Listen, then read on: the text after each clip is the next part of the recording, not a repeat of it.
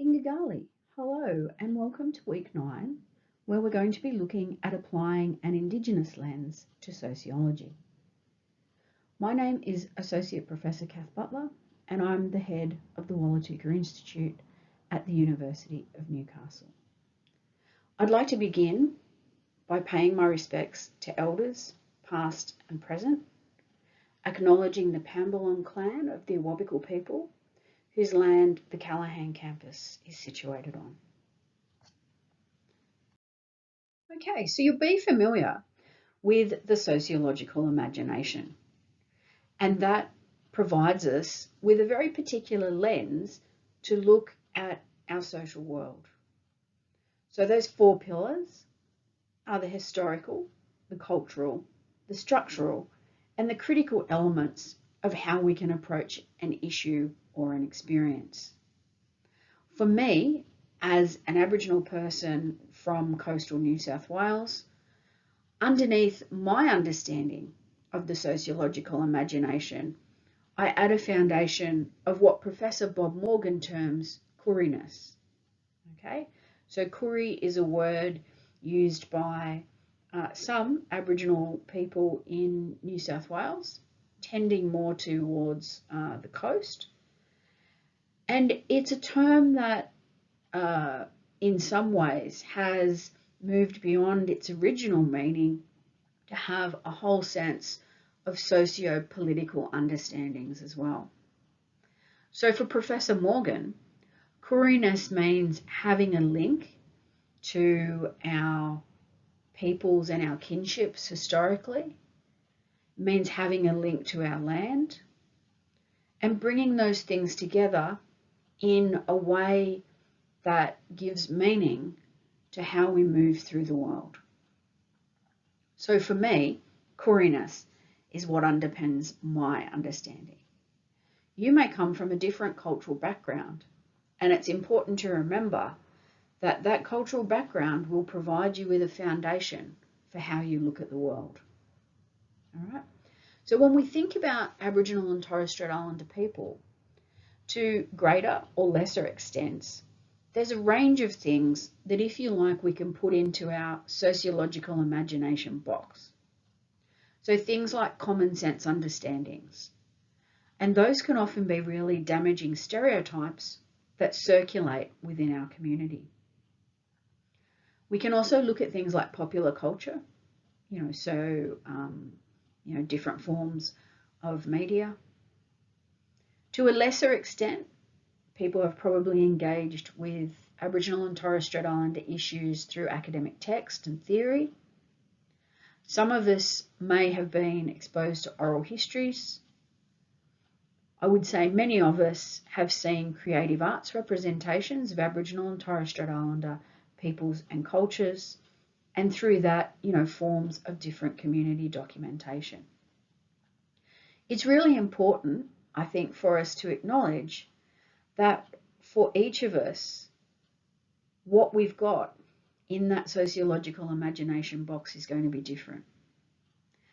And while we can appreciate that diversity, we can also see that, particularly if your information comes primarily from those common sense understandings and stereotypes, or popular culture and media, you may have quite a skewed vision on how Aboriginal and Torres Strait Islander communities operate, and also, potentially some outdated ideas around Aboriginal and Torres Strait Islander cultures. Okay. Having said that, just because you have a lived experience in a community doesn't mean that you can necessarily speak authoritatively about all Aboriginal and Torres Strait Islander peoples. So I want to make really clear at this part of the lecture that what I'm talking about comes from, a very specific lens that I've experienced, both as an Aboriginal person, but also as a sociologist. And, all of those things are really critical to acknowledging as we go forward. So a bit more than 30 years ago, I was a first year sociology student.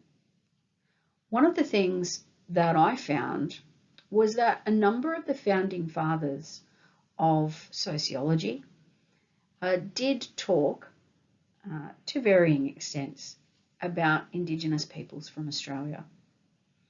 The one who probably did that to the greatest extent was Emile Durkheim. And I'm thinking particularly here of his text, The Elementary Forms of Religious Life. What happened with a lot of those European intellectuals, however, was that they looked to the colonies, places like Australia, as a data mine. Okay, and Marshall argues that we were seen as a data mine for material on the primitive. Now you've noticed that in brackets I've put the little SIC, and that indicates to us that that's a direct quote, but it's also a term, that I wouldn't really use today. And I'm going to talk a little bit later in the lecture about how terms like primitive have actually worked, very solidly against Aboriginal and Torres Strait Islander people. Okay. So what happened with these European intellectuals was there was an enormous amount of information coming back from, what's often termed the global south. Okay, so we're part of the global south and Europe, the global north. Okay, so there's this movement of knowledge going to the global north. And so they often use that without ever, coming to visit or to see the peoples that they were talking about. When we look at sociology, when we look at some other forms of things like philosophy, we can see that that was predominantly used by white male intellectuals in Europe. And then it came back to Australia as this, if you like, set of, social and cultural truths. Okay. Durkheim's work, The Elementary Forms of Religious Life, suggested that Aboriginal people practiced the most primitive belief systems. And despite the fact that Durkheim was roundly criticised by other intellectuals at the time, and that criticism has continued, the work has remained a sociological classic to a global audience.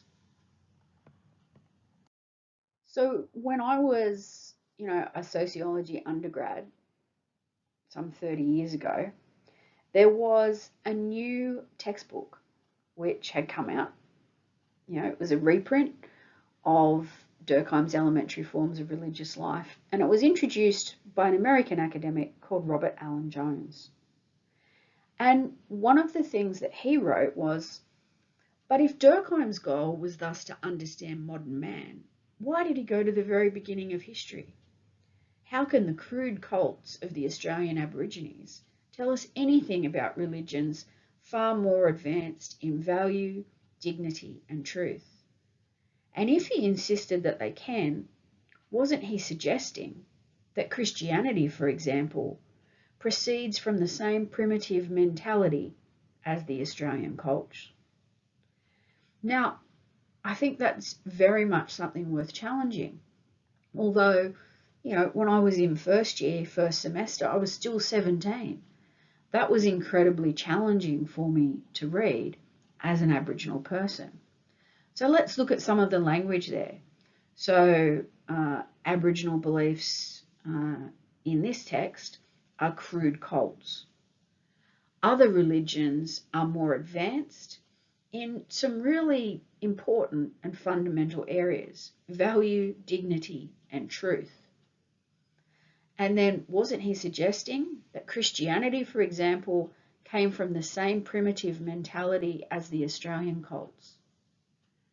So the language around this matters because in every single way, Aboriginal belief systems, Aboriginal dreamings, which had sustained and continue to sustain Aboriginal people for thousands of years, tens of thousands of years, were still being placed in this very ethnocentric hierarchy Okay, so for Durkheim, he placed Aboriginal people at the bottom of humanity in terms of, um, spiritual life, religious life, social life.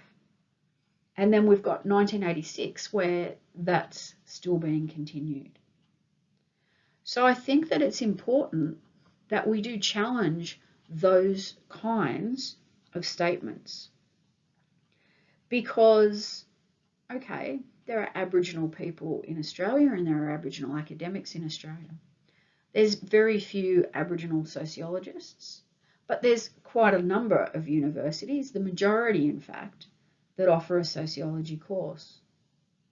So are we really, if you like, decolonising, which is putting on a lens where we see that certain beliefs, certain common sense understandings, certain academic theories actually have a colonial basis. And then we think, okay, one, is that accurate, or is it, stereotyped? And two, how can we actively challenge it? In considering the Australian situation, the sociologist R.W. Connell, reflected on European intellectual traditions and in particular the work of Durkheim. And they say Australian totemism fitted the bill because Australian Aborigines had the most primitive documented society. So there's that word again, primitive. Here, the crude racism of a Ward or Sumner is transcended up to a point. Durkheim's prejudice takes a very sophisticated form. His sociology embeds a deeply ethnocentric viewpoint nonetheless. So again, let's look at the language of this. So certain people are seen as having a crude racism, but Durkheim has a sophisticated prejudice. One of the things that really disturbs me about that is that if we hear a racist stereotype in the pub, we, might be more likely to see that as just being personal opinion. When we see, these, if you like, get out of jail free cards handed to intellectuals and other public figures because they have a sophistication to them, it makes us start to think about how class and racism can intersect. And it also, I think, really challenges us that when we hear someone talk about people of a particular racial group, it could be gender, it could be religion, we have, I think, an obligation to think critically about that and to challenge it. Okay, so there's quite a famous campaign, Racism, It Stops With Me. And I think that all forms of prejudice, at the very first instance, need to stop with us as individuals. But, as people engaging in sociology, we can see that it's not just at the individual level that we need to be challenging things. We need to then step up and see that those kinds of prejudices are not embedded within our institutions. And if they are, we need to challenge them. Okay, so going further, talking about the Australian situation, Connell talks about Charles Darwin. Most of us would be familiar with Charles Darwin, and he's certainly a public figure who's well represented in Australia. So there's a major city named after him, there are universities named after him, a whole range of different ways that he is acknowledged in Australia. And Darwin did come to Australia. So we have his journals to look at. Now, his description of Aboriginal ceremonial dances was that they were all moving in hideous harmony and formed a perfect display of a festival amongst the lowest barbarians. Okay, so Connell's analysis is that Despite the pejoratives, Darwin was not hostile to the Australian Aboriginal groups he met. He admired their bushcraft and hunting skills, sympathised with their vulnerability to imported diseases, and did not blame them for the frontier violence. But he did regard the Australian Aborigines as a more primitive people than the British. He expected their extinction and saw this as an unavoidable consequence of a stronger variety of man meeting a weaker. And in fact, Darwin had written, "Wherever the European has trod, death seems to pursue the Aboriginal." Okay, so again, we've got primitive, we've got barbarian, okay? We've got a sense in which, so we see here Darwin admired Aboriginal people for their bushcraft and hunting skills. And we can see that in a lot of our contemporary narratives, people who are constructed by outsiders as having an authentic Aboriginality, and I sort of say that in inverted commas, are seen as being people who, still have those traditional bushcraft skills. Okay, so whereas we would see it as normal and natural, for instance, that a non-Indigenous person who's a descendant of the First Fleet, we would never expect them to continue to live, speak, or dress as they did on the First Fleet. But one of those kind of stereotypes around Aboriginal and Torres Strait Islander people is that to be authentic, you can't evidence, elements of, what's referred to in sociology as modernity. Okay, so we are constructed stereotypically very much as pre-modern peoples. What we can see, if we put on a different lens, is that Darwin's works are rife with what's termed epistemic violence. Okay, so violence around knowledge, violence around how we represent. Okay, so there's an epistemic violence towards Aboriginal people and to other Indigenous peoples globally. So in his work, there are the terms savage, hideous, primitive, hostile, miserable, filthy, and wretched.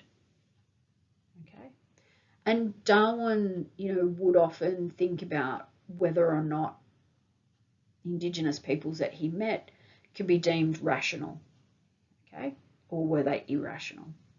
And for Darwin, he compared Indigenous irrationality with the self-reflection of his dog.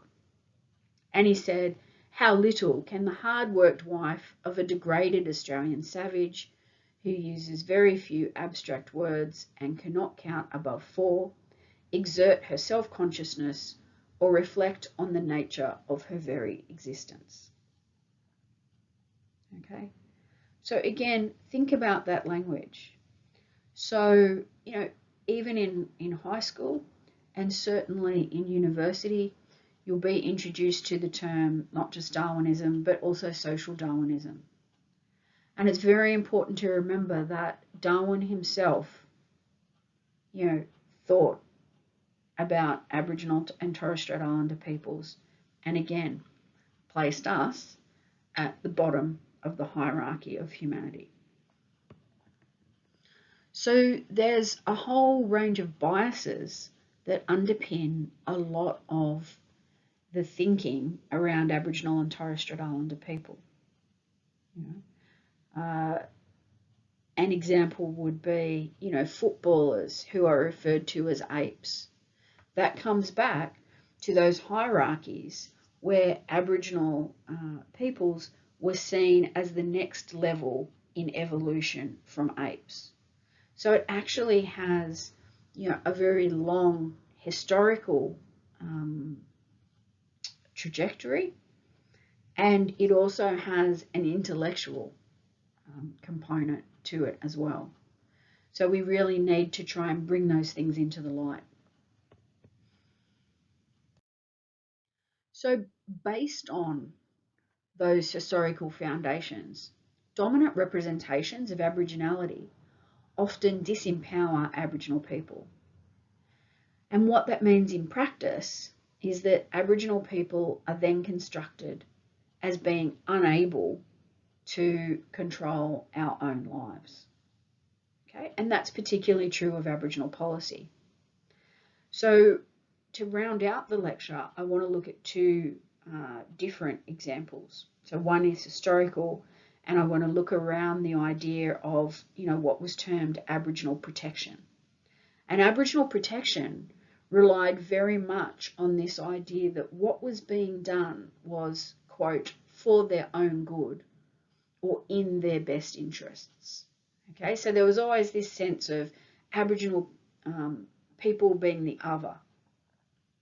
Okay, and we can then see that these kinds of policies were particularly and significantly flawed. All right, and I think that it's important that we stop allowing people saying, I meant well, I had good intentions.